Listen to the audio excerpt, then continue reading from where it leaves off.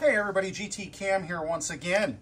So Garen P, one of my watchers, asked how I felt about the possibility of this box end on this Overdrive Craftsman wrench. How I felt about its likelihood of marring up a fastener. I decided the best way to figure it out would be to demonstrate it. So we're going to try and do that here real quick. Now, what you'll see is, as much as I'd like to get a hold of it from right about where I'm at here, because it's a 6-point box, I only have so many options. And this has never been off of here. Yeah, there we go. So let's go ahead and see what we get. This is a 98 Wrangler. This is one of the sway bar bracket bolts, and it has never once been removed from this vehicle as long as I have owned it, since about 2002. So, the answer to Garen's question, if you guys can see that, is, well, no real marks. There is marks in the dirt, obviously, but we are now at a point where we can just about pull this off by hand, almost. There we go, almost.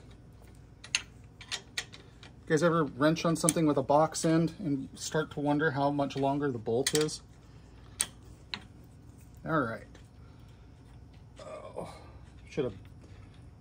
So, what we get,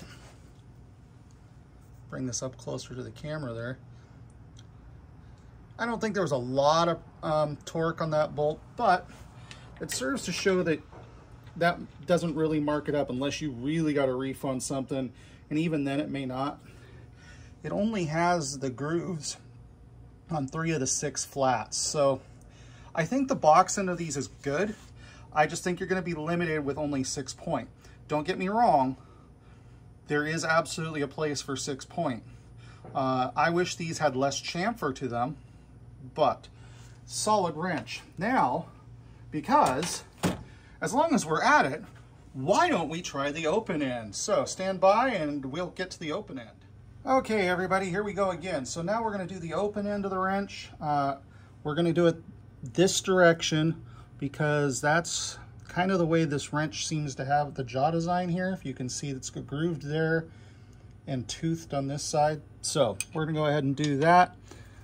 And doing some checking, it turns out there's not a lot of torque on these, as in I couldn't find a torque spec for it, but I do find it fascinating that the head is marked 10.9, which is about equivalent to a grade 8 in US bolts. But this is also a metric bolt, strangely enough.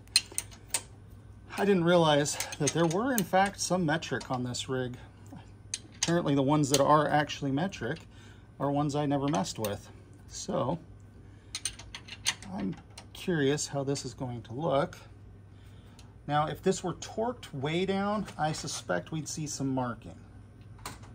But for as low as the torque was on these fasteners, well, we can see where there was a little bit of bite here.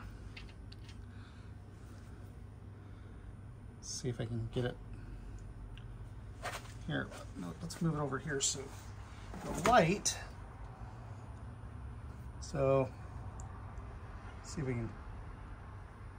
You can see where the marks are right there, but we didn't break the surface of the plating on those. So that would be pretty solid.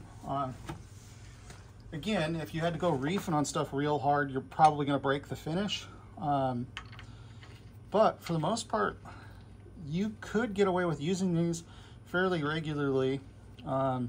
Again, my preference would be for the standard long that has more what we would call the anti-slip feature from Proto, the ASD, or the Mac Precision Torque. It's basically the same, but this will work. So on that note, y'all have a good one. GT Cam out.